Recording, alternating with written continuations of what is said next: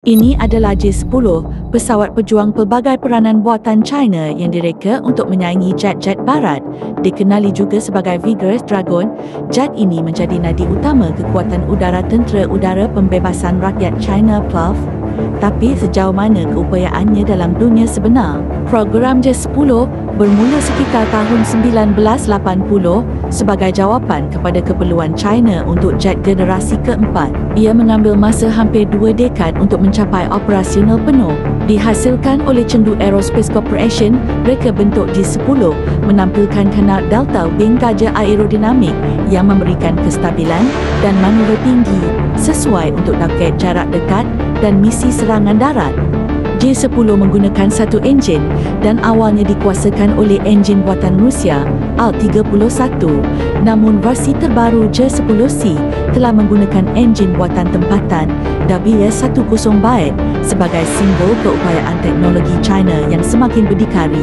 J-10 mampu terbang pada kelajuan Mach 2.2 dengan jangkauan operasi sehingga 1,850 km.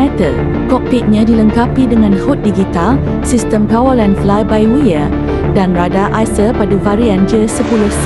Ini menjadikannya bukan sekadar pesawat serangan tetapi juga platform peperangan elektronik moden.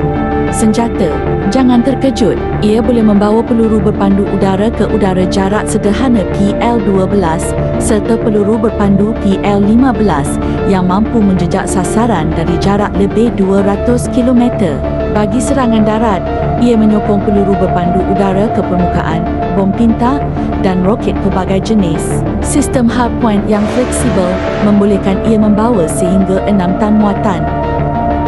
Ramai pemerhati ketenteraan melihat J-10C sebagai pencabar kepada jet-jet seperti F-16, Gripen dan Rafale.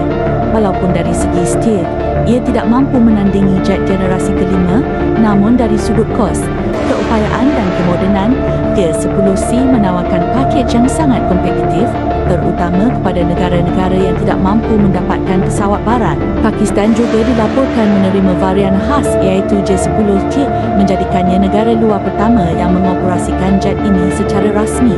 Adakah J-10 hanya sebuah kaki test atau benar-benar kuasa baru dalam dunia aviasi ketenteraan? Anda tentukan. Jangan lupa like, komen dan subscribe untuk lebih banyak konten ketenteraan dan aviasi dari Fly Fighter Channel.